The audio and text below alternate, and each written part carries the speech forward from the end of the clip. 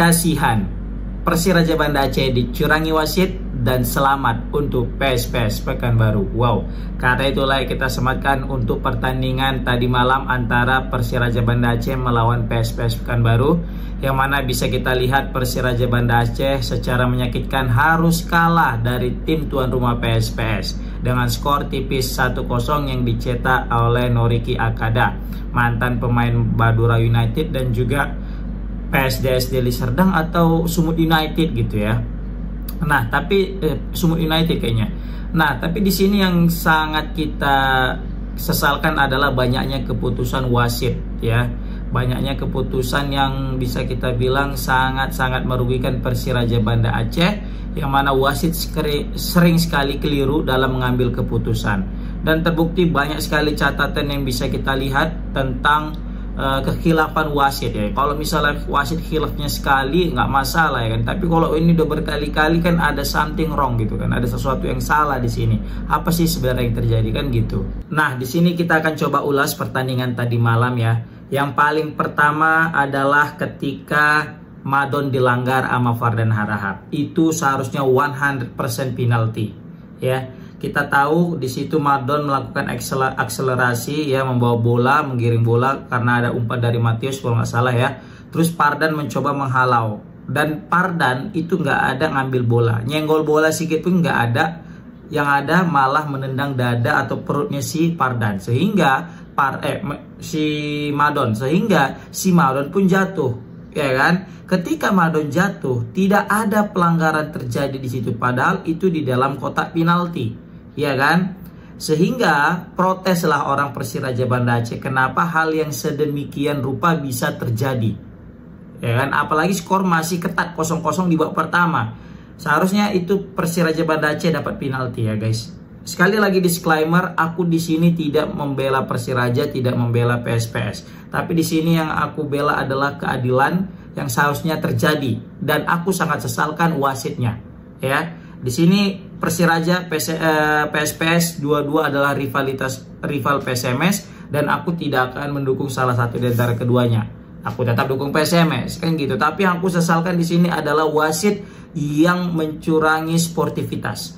Wasit yang membuat pertandingan ini tidak lagi enak ditonton. Wasit yang bisa kita bilang kurang tegas. Meskipun kita lihat ada pemain PSPS Pekanbaru dikeluarkan, yaitu Erlangga kipernya, karena terindikasi banyak membuang-buang waktu ya. Tapi sepanjang pertandingan sebelum terjadinya gol, banyak sekali keputusan-keputusan dari wasit ini yang merugikan tim tamu yaitu Persiraja. Ya, aku tidak bilang bahwasanya PSPS yang punya punya kuasa, tidak. Tapi di sini PSPS juga kebetulan bermain bagus juga, dan Persiraja memang kebetulan tidak terlalu bagus layaknya ketika mereka menghadapi PSIM ya kan. Nah, yang menjadi tanda tanya di sini adalah sebagaimana wasit ini berperan dalam menentukan pertandingan. Kita tahu wasit punya andil lebih lah, punya andil besar ketika memimpin suatu pertandingan. Pertandingan itu akan enak ditonton ketika wasitnya enak. Pertandingan itu tidak akan enak ditonton kalau misalnya wasitnya nggak enak. Kan simpel aja gitu sebenarnya. Nah, kita lihat tadi di akhir pertandingan sempat ada kericuhan pemain Persiraja Banda Aceh yang mengambil wasit gitu ya kan. Ya, meskipun aku tahu Persiraja Banda Aceh dirugikan sama wasit, tapi hal itu juga aku kecam. Hal itu juga aku tidak benarkan. Rizky Nasution tadi kok nggak salah yang gini kan, dia kan seorang kapten tuh. Apalagi seorang kapten harusnya bisa menjadi pengayom dan juga jadi contoh bagi kawan-kawannya untuk menenangkan situasi terkini kan gitu. Apalagi dalam penuh emosi. Jadi harusnya menjadikan contoh lah pokoknya, janganlah kayak gitu. Apapun ceritanya, kalau kita dirusui ataupun ada keputusan yang mengganjal yang tidak sesuai dengan ekspektasi, kekerasan tidak dibenarkan. Apapun cerita kekerasan tidak dibenarkan. Tapi memang kayak mana lagi ya kan. Dan tahu pemain-pemain kita emosian, wasitnya pun juga suka kali buat ngambil keputusan yang salah gitu ya kan. Sering sekali terjadi. Nah, maka dari itu untuk mengantisipasi ini semua, kita wajib punya VAR sih menurut aku. Nggak ada lagi cerita ya kan. Punya VAR, Liga 2 itu harga mati, wajib punya VAR. Kalau enggak, hal yang seperti ini bakal sering terjadi. Bayangkan di level nasional loh, ditonton sama TV nasional, Indosiar, pertandingan ini live dan banyak sekali keputusan-keputusan kontroversi terjadi di pertandingan kali ini. Nggak hanya sekali ya, nggak hanya Madon yang dilanggar. Aku lihat tadi juga ada Corvi. Kalau Corvi oke lah tadi itu kayak 11-12 ya, karena di situ dia memasukkan kaki. Kebetulan ada pemain PSPS. Baru Vivias Rizal juga itu ya 50-50 lah. Tapi yang dari Corvi offside itu aku yang nggak habis pikir. Itu nggak habis pikir aku dari Corvi yang offside. Bisa-bisanya itu offside. Tapi kalau soalnya komentatornya bilang offside kan. Tapi kalau mungkin aku menilai itu mungkin ada karena pemain lain yang pemain Persiraja mau ditarik keluar itu sama tim medis masih belum keluar sepenuhnya. Tapi permainan udah mulai, mungkin itu ya. Tapi kalau offside itu enggak lah. Asli itu parah sih kalau offside itu. Baru yang aku sesalkan lagi adalah bagaimana mantan pemain timnas PSPS yaitu Lerby ya, Lerby dengan siapa tadi tuh, dengan backnya Persiraja Banda Aceh kalau nggak salah, yang mana bersih tegang. Di situ ada Lerby tapi kayak mukul Alef gitu, pakai tangannya aktif, padahal itu di depan wasit, tapi kartu yang keluar hanya kartu kuning. Itu aku sangat sesalkan itu.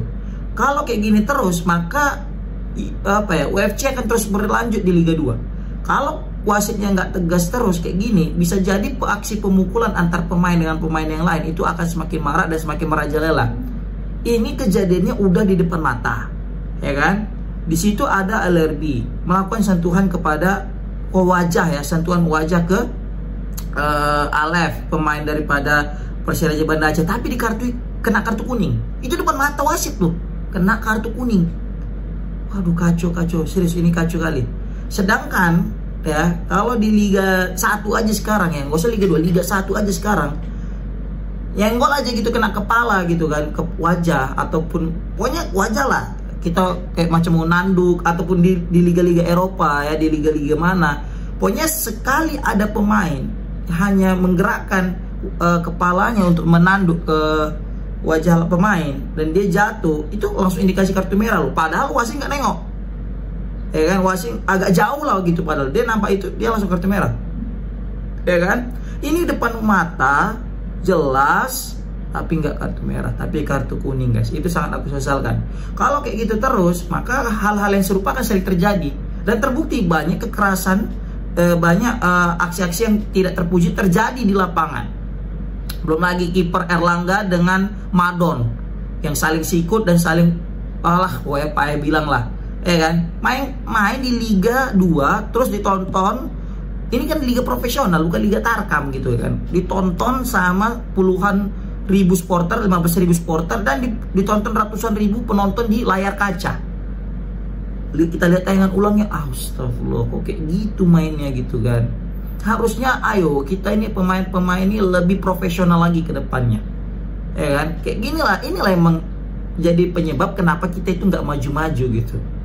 Ya kan, mulai dari selain daripada pemainnya yang sering sekali nggak bisa ngontrol emosi, wasitnya juga kurang tegas. Itu sih menurut aku, wasit kurang tegas. Intinya kalau wasit itu di wasit itu keren, udah keren pertandingan.